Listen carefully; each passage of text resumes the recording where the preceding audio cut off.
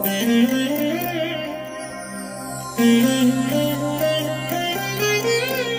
దినం పరము నుండి దిగివచ్చు మాట. ఇది నీ జీవితానికి వెలుగుల బాట.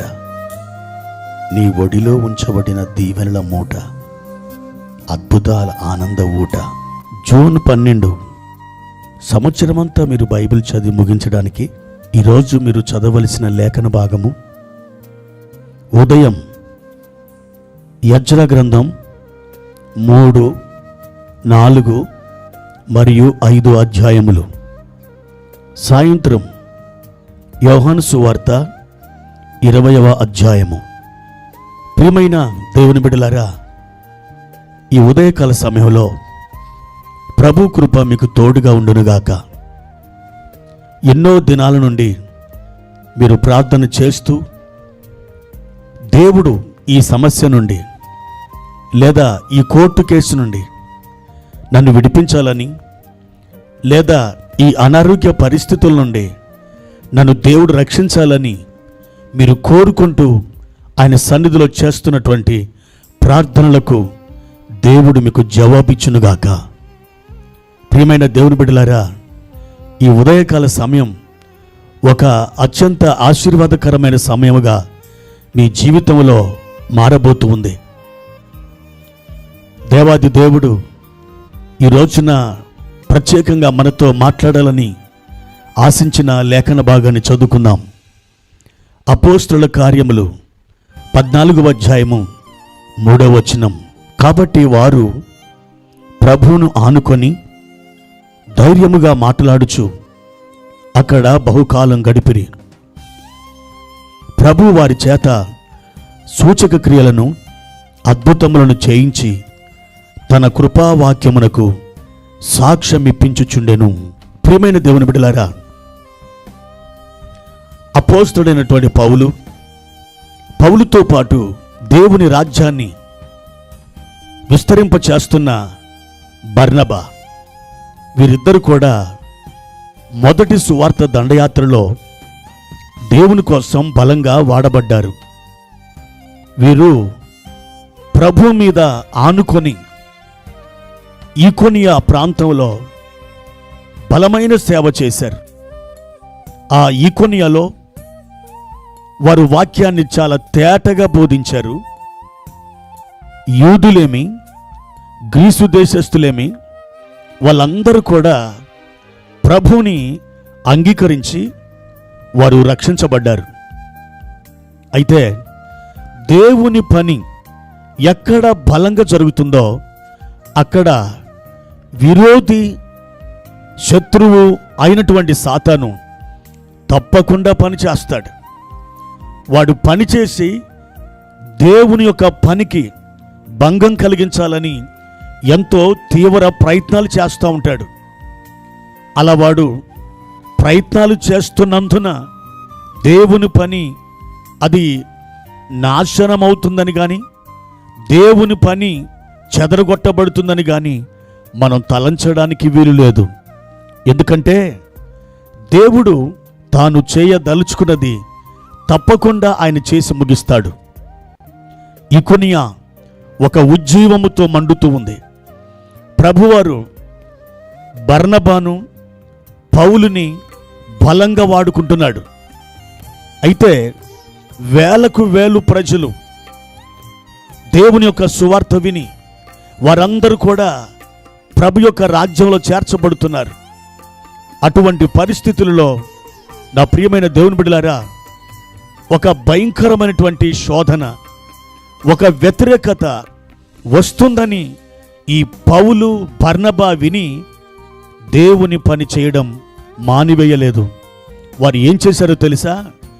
వారు ప్రభు మీద ఆనుకొని ధైర్యంగా వాళ్ళు దేవుని పని చేయడం మొదలుపెట్టారు.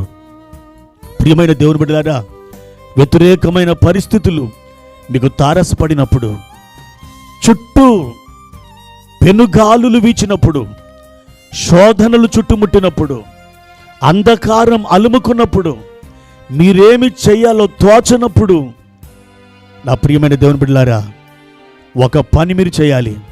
అదేమిటంటే ప్రభు మీద మీరు ఆనుకోవాలి. ఎవరైతే ప్రభు మీద ఆనుకుంటారో వారిని దేవుడు వ్యతిరేకతల మధ్య, శోధనల మధ్య, ఇరుకుల మధ్య, శత్రువుల మధ్య దేవుడు బలంగా వారిని వాడుకొని వారికి గొప్ప విజయాన్ని దయచేస్తారు. ప్రియమైన దేవుని బిడ్డలారా, 2వ రాజుల గ్రంథం 7వ అధ్యాయము 1-2 వచనాలలో ఇజ్రాయేలు దేశంలో భయంకరమైన కరువు తాండవిస్తున్నప్పుడు ఎలీషా ఒక ప్రవచనం చెప్పాడు. రేపు ఈ వేళకు షోమ్రోను గవిని దగ్గర రూపాయికి 2 మానికల యవలు అమ్మబడతాయని ప్రవచనం పలికాడు. దానిని విన్నటువంటి ఒక అవిశ్వాసి అయిన అధిపతి, అతని మీద రాజు ఆనుకునేవాడట. ప్రియమైన దేవుని బిడ్డలారా, ఆ అవిశ్వాసి అయిన అధిపతి అమనడు తెలుసా? యెహోవా ఆకాశమందు కిటికీలు తెరిచిన ఇలా జరుగునా అని తన అనుమానాన్ని వ్యక్తం చేశాడు. వెంటనే ఎలీషా అన్న మాటని తెలుసా? రేపు ఈ వేళకు దానిని నువ్వు చూస్తావు, కానీ నీవు దానిని తినకుందు అని ఎలీషా మాట్లాడి ఉన్నాడు. అవును దేవుని బిడ్డలారా, ఆ 7వ అధ్యాయమంతా మనం చదివినట్లయితే సిరియనులు దేవుని యొక్క అద్భుతాన్ని బట్టి వారు పారిపోయి వారి గుడారాలలో బంగారం, వెండి, యవలు, గోధుమ పిండి ఇదంతా కూడా వదిలేసి వెళ్ళిపోయారు. అయితే ఇజ్రాయేలీలు వెళ్ళి వాటిని అన్ని సమకూర్చుకున్నారు. షోమ్రోను గవిని దగ్గర రాసులు పోశారు. ఆ సమయంలో 1 రూపాయికి 2 మానికల యవలు అమ్మబడుతున్నాయి. ఆ జనం యొక్క తొక్కిసలాటలో ఎవని మీద రాజు ఆధారపడ్డాడో ఆ అవిశ్వాసి అయిన అధిపతి చచ్చిపోయాడు. ఎలీషా చెప్పినట్లుగా కన్నులారా అతడు దాన్ని చూచాడు, కానీ దాన్ని తినలేకపోయాడు. నా ప్రియమైన దేవుని బిడ్డలారా, పరమగీతం 8వ అధ్యాయము 5వ వచనంలో తన ప్రియుని మీద ఆనుకొని అరణ్య మార్గమున వచ్చినది యవతే అని రాయబడింది. ఆ ప్రియుడు ఎవరు కాదు, మన ప్రభు అయిన దేవుడు. ఆయన మీద అరణ్యములో ఇశ్రాయేలు సంఘం ఆనుకొని ప్రయాణం చేస్తూ వచ్చింది. ఆ అరణ్యములో వారి కాలు వాయలేదు, వారి వస్త్రములు పాతగిరలేదు, వారికి ఏ తెగులు రాలేదు, వారు నీరు లేక చావలేదు, ఆహారం లేక వారు ఆకలి తలమటించలేదు. వారు ఆకాశం నుండి పడిన దేవదూతల ఆహారాన్ని తిన్నారు, బండలో నుండి వచ్చిన నీళ్లు త్రాగారు. దేవుని యొక్క అద్భుతాలని వారు అనుభవించారు. ఇది ఎలా సాధ్యమైంది? వారు తమ ప్రియుడైన దేవుని మీద ఆనుకున్నారు. ఈ ఉదయకాలం ప్రియ సహోదరుడా, సహోదరి, నీవు దేవుని మీద ఆనుకుంటే, ఆయన మీద ఆధారపడితే, ఆయనే దిక్కని ఆయన వైపును కనులెత్తితే నిశ్చయముగా దేవుడికి అద్భుతం చేస్తాడు. నీ పరిస్థితులలో ఆయన మార్పును తీసుకొస్తాడు. నీ మార్గములను ఆయన సరళం చేస్తాడు. అద్భుతమైన కృప నువ్వు అనుభవించి తీరుతావు. అందుకే ఈరోజు ఆయన తట్టు చూడడం మీరు ప్రారంభించండి. ఆయన మహిమను మీరు అనుభవించడం మొదలు పెడతారు.